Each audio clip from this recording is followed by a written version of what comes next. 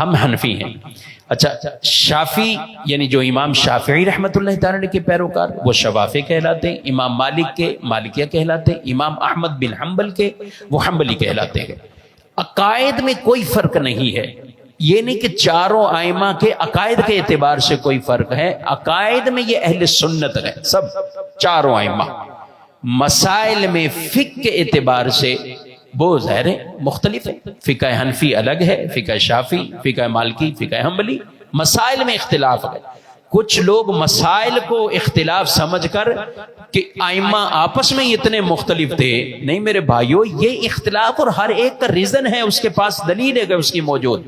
اور اس کی بنیاد بھی پیچھے اگر ہم جائیں تو وہ احادیث ہی نکلتی ہیں، یعنی کسی موقع پہ رسول اللہ صلی اللہ علیہ وسلم نے یہ فرمایا، پھر کسی موقع پر یہ فرمایا، تو یہ جو عمل کر رہے ہیں وہ اس کے مطابق کر رہے ہیں، وہ کر رہے ہیں تو یہ اس کے مطابق کر رہے ہیں۔ اختلاف یوں بیچ میں نہیں ہے۔ ہم فقہ حنفی میں ہم رفع دین نہیں کرتے، امام اعظم ابو حنیفہ رضی اللہ تعالیٰ عنہ کے پیروکار ہیں، اور حضرت عبداللہ بن مسعود رضی اللہ تعالیٰ عنہ کو ان کی روایت ہے،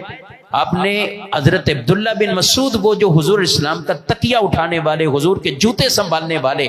صاحب النعلین والوسادہ جنہیں کہا جاتا ہے، یعنی ہر وقت گویا کہ حضور کی صحبتوں میں رہنے والے،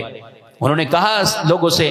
کہ میں کیا تمہیں رسول اللہ صلی اللہ علیہ وسلم کی نماز پڑھ کے نہ دکھاؤں؟ تو جب نماز پڑھی تو فقط ابتدا میں اللہ اکبر کہتے ہوئے ہاتھ اٹھائے، درمیان میں ہاتھ نہیں اٹھائے، اور فقہ حنفی میں اس مسئلے میں عبداللہ بن مسعود رضی اللہ تعالیٰ عنہ ان کی پیروکار ہیں، ان کے مطابق۔ تو روایات دوسری طرف بھی اور ہیں، ان کو عقائد کا اختلاف نہیں سمجھنا چاہیے۔ میں آپ کو ایک واقعہ عرض کروں، بخاری شریف میں ایک روایت موجود ہے، نبی کریم صلی اللہ علیہ وسلم نے ایک مرتبہ صحابہ کو روانہ کیا اور فرمایا کہ تم قافلہ لے کر جاؤ، عصر کی نماز وہاں پڑھنی، عصر وہاں پڑھنی۔ اب قافلہ نکل گیا، جب عصر کا ٹائم بیچ میں ہی شروع ہو گیا، اب جب عصر کا وقت بیچ میں شروع ہو گیا، بیچ میں ہی وقت آ گیا، تو صحابہ کرام علیہ مردوان نے کہا کہ ابھی نماز پڑھ لیتے ہیں پھر آگے قافلہ لے کے جاتے ہیں۔ دوسرے صحابہ بیچ میں کچھ انہوں نے کہا کہ ہم تو نماز نہیں پڑھیں گے یہاں پہ، کہ رسول اللہ صلی اللہ علیہ وسلم نے فرمایا وہاں جا کر نماز عصر کی پڑھنی، تو جب وہاں گئے ہی نہیں تو ہم کیوں یہاں نماز پڑھیں؟ اب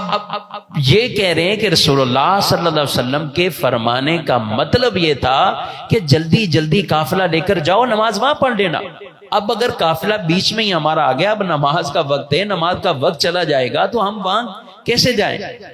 تو ابھی نماز پڑھ لو۔ اچھا، کچھ نے کہا نہیں، ہم چونکہ نبی کریم علیہ السلام نے کہا ہے کہ عصر وہاں پڑھنی ہے، تو ہم اس چیز کی پرواہ نہیں کریں گے کہ وقت کہاں پہنچا کہاں نہیں، ہم وہیں پڑھیں گے کیونکہ رسول اللہ صلی اللہ علیہ وسلم کا فرمان ہے۔ اب ہیں دو گروہ ہو گئے، حدیث پیچھے دونوں کے پاس ایک طرح کی ریزن دلیل موجود، وہ کہہ رہے ہیں میں یہ کروں گا، یہ کرے یہ کروں۔ اب ایسا ہی ہوا کہ کچھ نے نماز یہاں پڑھی اور کچھ نے نماز کو مؤخر رکھا کہ ہم تو وہیں پڑھیں گے جا کر، انہوں نے نماز وہاں جا کے پڑھی۔ اب جب یہ قافلہ ریٹرن ہوا، واپسی آئے، تو رسول اللہ صلی اللہ علیہ وسلم کی بارگاہ میں دونوں نے اپنے اپنی بات عرض کر دی۔ ایک نے کہا حضور آپ کے فرمانے کا مطلب کہ وہاں جا کے پڑھنی تو وہیں پڑھنی تھی، ہم نے اس لیے راستے میں نہیں پڑھی۔ دوسروں نے کہا کہ ہم نے اس لیے پڑھی کہ آپ کا یہ فرمانے کا مطلب کہ جلدی جلدی جاؤ، اب نماز کا وقت ہو گیا، ہم نے پڑھ لی۔ نبی کریم علیہ الصلوۃ والسلام نے دونوں کے بارے میں یہ نہیں فرمایا کہ تم نے بھی غلط کیا، تم نے غلط کیا، یہ تمہاری نماز نہیں ہوئی، یا تمہاری نماز نہیں، بلکہ دونوں کی نمازوں کو آپ نے جائز فرمایا۔ جس نے یہاں پڑھی وہ بھی ٹھیک، جس نے وہاں پڑھی وہ بھی ٹھیک، کیونکہ دونوں کے پیچھے ایک دلیل تھی اور وہ ایک اجتہاد تھا صحابہ کرام علیہ مردوان کا۔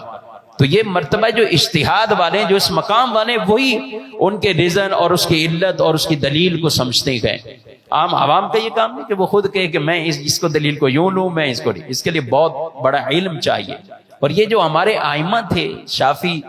فقہ حنفی والے، فقہ شافی والے، مالکیہ والے، حنبلیہ والے، تو ان سب کے پیچھے دلائل گئے، مگر عقائد کا اختلاف نہیں،